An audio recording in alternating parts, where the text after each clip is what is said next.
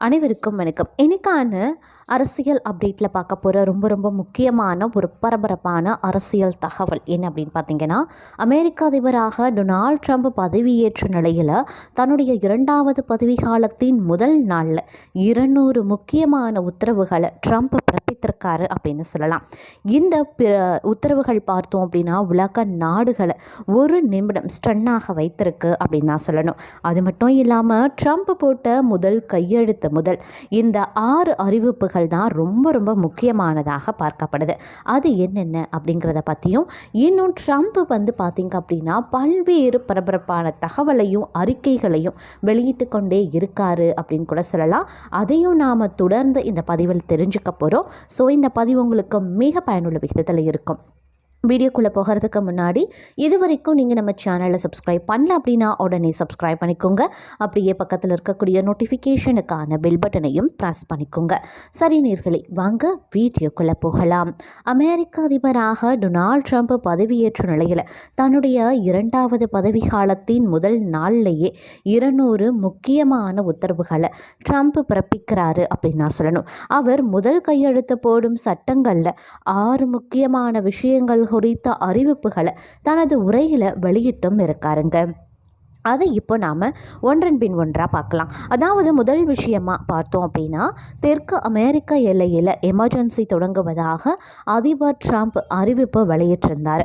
எல்லா விதமான முறைகேடான எல்லை பகுதிகளும் மூடப்படும், அமெரிக்காவில் அத்துமீறி ஆவணங்கள் இல்லாமல் உள்ளவர்கள் வெளியேற்றப்படுவாங்க அப்படின்னு ட்ரம்ப் அறிவித்திருந்தார். தெற்கு அமெரிக்க எல்லை அப்படிங்கிறது மெக்சிகோ, யுனைடெட் ஸ்டேட்ஸ் எல்லை அப்படின்னு சொல்லலாம். மெக்சிகோவையும் அமெரிக்காவையும் பிரிக்கும் சர்வதேச எல்லை தாங்க அமெரிக்காவின் தெற்கு பார்டர் அப்படின்னு சொல்லுவாங்க. ஒவ்வொரு ஆண்டும் சுமார் 350 மில்லியன் மக்கள் இந்த பகுதியை ஆவணங்கள் இன்றி கடந்து அமெரிக்கா உள்ளே நுழையிறாங்க. இங்கே ஏற்கனவே பெரிய பெரிய கம்பி வேலிகள், மின்சார வேலிகளும் இருக்குங்க. அதை மீறி மெக்சிகோவில் இருந்தோம், ஏன் குஜராத்திகள் கூட மெக்சிகோ வழியாக அமெரிக்கா உள்ளே நுழைகிறாங்க. இவர்களை தடுக்கும் விதமாக தெற்கு எல்லை பகுதியில் ட்ரம்ப் எமர்ஜென்சி கொண்டு வர முடிவு செய்திருக்காராம். 2வது விஷயமாக பார்த்தோம் அப்படின்னா, மெக்சிகோ இனி கல்ப் ஆஃப் அமெரிக்கா அப்படின்னு அழைக்கப்படும் அப்படின்னு டொனால்ட் ட்ரம்ப் அறிவித்திருக்காரு. மேலும் பனாமாவை அமெரிக்காவின் கட்டுப்பாட்டிற்கு கீழே கொண்டு வருவோம் அப்படின்னு டொனால்ட் ட்ரம்ப் அறிவிப்பு வெளியிட்டிருந்தார். ஏற்கனவே 3 நாடுகளின் முக்கிய பகுதிகளை கைப்பற்றும் விதமாக அமெரிக்காவில் அதிபர் ட்ரம்பிற்கு சிறப்பு அதிகாரிகளை வழங்கும் சட்டத்தை கொண்டு வர அவரின் குடியரசுக் கட்சி முடிவு செய்திருக்கு. அமெரிக்க அதிபராக பதவியேற்க இருக்கக்கூடிய டொனால்ட் ட்ரம்ப் 4 முக்கியமான நாடுகளை, அப்படி இல்லைன்னா வேறு நாட்டின் பகுதிகளை தன்னுடைய நாட்டுடன் இணைக்க திட்டமிட்டிருக்காரு. இதற்காக இராணுவ படைகள் களமிறக்கவும் தயார் அப்படின்னு அவர் அறிவித்தும் இருக்கார். அமெரிக்க அதிபராக தேர்ந்தெடுக்கப்பட்ட டொனால்ட் ட்ரம்ப் பனாமா கால்வாய் மற்றும் கிரீன்லாந்து கையகப்படுத்த வேண்டும், அதோடு கனடாவை அமெரிக்காவுடன் இணைக்க வேண்டும் அப்படின்னு அழைப்பும் விடுத்திருக்காரு. 3வது விஷயமாக, அமெரிக்க அதிபர் டொனால்ட் ட்ரம்ப் 3ஆம் பாலினத்திற்கும் LGBTQ பிரிவினருக்கும் எதிராக அடிக்கடி கருத்து தெரிவிக்கக்கூடியவர் அப்படின்னு சொல்லலாம். அந்த வகையில் பார்த்தோம் அப்படின்னா அவர் தற்போது எடுத்திருக்கக்கூடிய ஒரு முடிவு ஒன்று பெரிய அளவில் கவனத்தை பெற்றிருக்குங்க. அதன்படி FBI அமைப்பில் இருக்கக்கூடிய பாலின இன ரீதியிலான துறையை மூட முடிவும் செய்திருக்காராம். இந்த FBI பிரிவு பாலின ரீதியிலான குற்றங்கள், அதாவது கருப்பின வெள்ளையின ரீதியிலான குற்றங்களை மட்டும் விசாரிக்கும், இதை நீக்க முடிவும் செய்திருக்காராம். 4வது விஷயமா பார்த்தோன்னா, அதே போல் 2 பாலினம் மட்டும்தான் இருக்குமா, அமெரிக்காவில் மற்ற பாலினங்களுக்கு அனுமதி இல்லை அப்படின்னு அதை குற்றமாக்கி ட்ரம்ப் உத்தரவும் விட்டிருக்காரு. 5வது விஷயமாக, போதைப் பொருள் கடத்தல்காரர்களை பயங்கரவாத அமைப்புகளாக முறையாக அறிவித்திருக்காரு. இதன் மூலமாக போதைப் பொருள் கடத்தல்காரர்கள் இனி தீவிரவாதிகள் அப்படின்னு அறிவிக்கப்படுவாங்களாம். அது மட்டும் இல்லாமல் 6வது விஷயமா, நாட்டின் தணிக்கை அமைப்பை முடிவுக்கு கொண்டு வருவது இருப்பதாக அறிவித்திருக்காரு. இதன் மூலமாக அமெரிக்காவில் யாரும் என்ன கருத்தும் தெரிவிக்கலாம். இனி பொது ஊடகங்களில் யாருடைய கருத்தும் தணிகை செய்யப்படாது அப்படின்னு ட்ரம்ப் அறிவித்திருக்கிறாருங்க. இந்த 6 அறிவிப்புகள் அப்படிங்கிறது ரொம்ப ரொம்ப முக்கியத்துவம் வாய்ந்ததாகவும் உலக நாடுகள் மத்தியில் வியப்பையும் அதிர்ச்சியையும் ஏற்படுத்தி வந்துட்டுருக்கு அப்படின்னு கூட சொல்லலாம். அது மட்டும் இல்லாமல் அமெரிக்க அதிபராக டொனால்ட் ட்ரம்ப் பதவியேற்ற நிலையில் இதை அடுத்து பார்த்திங்க அப்படின்னா ரஷ்யாவுக்கும் அந்த நாட்டினுடைய அதிபர் விளாடிமிர் புதினுக்கும் வார்னிங்கையும் கொடுத்திருக்காரு. விளாடிமிர் புதின் ரஷ்யாவை சிதைத்து விட்டார், உடனடியாக அவர் போர் நிறுத்தம் செய்வதற்கான டீலை மேற்கொள்ள வேண்டும், அது தொடர்பாக பேச்சுவார்த்தைக்கு தயாராக இருக்கேன், அப்படி இல்லைங்கிற பட்சத்தில் ரஷ்யா பெரிய பிரச்சனையை சந்திக்கும் அப்படின்னு எச்சரிக்கை விடுத்திருக்காரு. அமெரிக்க அதிபர் தேர்தலில் ஜனநாயக கட்சி சார்பில் துணை அதிபராக இருந்த கமலா ஹாரிஸ் போட்டியிட்டாங்க. அதே போல குடியரசுக் கட்சி சார்பில் முன்னாள் அதிபர் டொனால்ட் ட்ரம்ப்பும் போட்டியிட்டார். இதில் கமலா ஹாரிஸை வீழ்த்தி டொனால்ட் ட்ரம்ப் வெற்றியும் பெற்றிருந்தார். இதையடுத்து டொனால்ட் ட்ரம்ப் முறைப்படி அமெரிக்காவின் அதிபராக ஜனவரி 20 பதவியேற்றார். நேற்று பார்த்தோம் அப்படின்னா வாஷிங்டன் டிசியில் இருக்கக்கூடிய அமெரிக்காவின் நாடாளுமன்றத்தின் கேபிட்டல் கட்டடத்தில் இருக்கக்கூடிய ரோண்டுண்டா அரங்கில் நடைபெற்ற விழாவில் அதிபராக டொனால்ட் ட்ரம்ப் மற்றும் துணை அதிபராக ஜேடி வான்ஸ் ஆகியோர் பதவியேற்று கொண்டாங்க. இருவருக்கும் வாழ்த்துகள் குவிந்து வந்துட்டுருக்கு. இந்த பதவியேற்பு விழாவை தொடர்ந்து டொனால்ட் ட்ரம்ப் தனது அதிபர் அலுவலகமான ஓவலுக்கு சென்றிருக்காரு. அங்கு அவரிடம் பத்திரிகையாளர்கள் ரஷ்யா உக்ரைன் போர் தொடர்பான கேள்விகளையும் எழுப்பியிருந்தாங்க.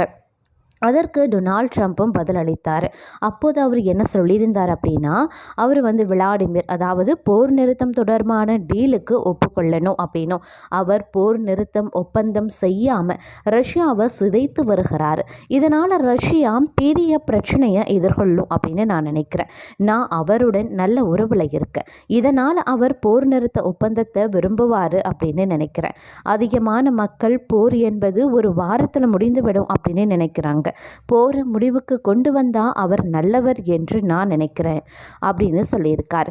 முன்னதாக டொனால்ட் ட்ரம்ப் வெற்றி பெற்றவுடன் விளாடிமிர் புதின் வாழ்த்து தெரிவித்தார். இது தொடர்பாக ரஷ்யா பாதுகாப்பு கவுன்சில் மீட்டிங்கில் விளாடிமிர் புதின் பேசும்போது என்ன சொல்லியிருந்தாருன்னா, அமெரிக்க அதிபராக பொறுப்பேற்கும் டொனால்ட் ட்ரம்ப்புக்கு நாங்கள் வாழ்த்து தெரிவிக்கிறோம். அமெரிக்காவுடன் சமமான பரஸ்பர மரியாதை அடிப்படையில் கட்டமைக்கப்படும் உரையாடலுக்கு ரஷ்யா தயாராகவே இருக்காங்க. அதே நேரத்தில் எங்கள் நாட்டு மக்களின் நலனை பாதுகாக்கும் வகையில் சண்டையை தொடரும், அதுதான் இராணுவ சிறப்பு நடவடிக்கையின் குறிக்கோளாக இருக்கிறது அப்படின்னு சொல்லியிருக்காரு.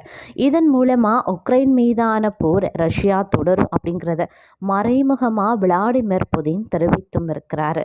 இந்த நிலையில தான் ரஷ்யாவுக்கு டொனால்ட் ட்ரம்ப் வார்னிங் கொடுத்திருக்காரு.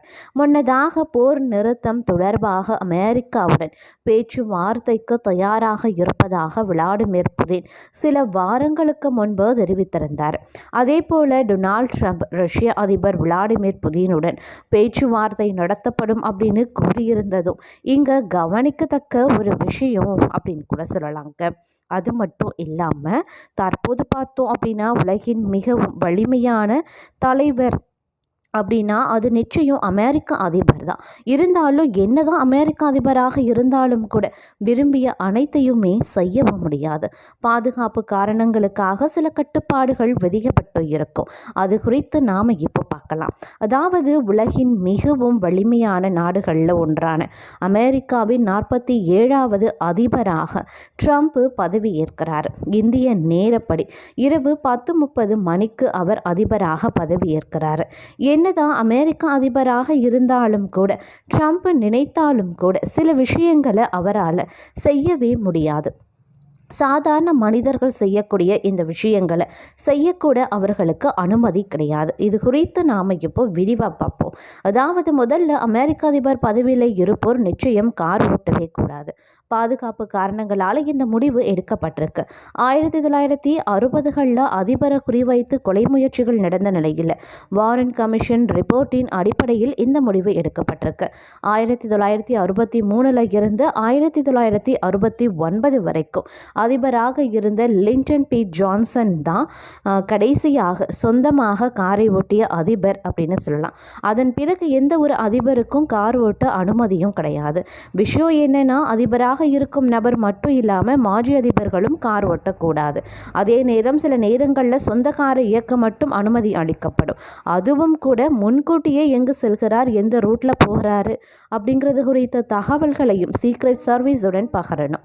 அதே போல அதிபர்கள் செல்போன் உள்ளிட்ட மின்சாதன பொருட்களை வைத்திருக்கவும் கட்டுப்பாடுகள் இருக்கு.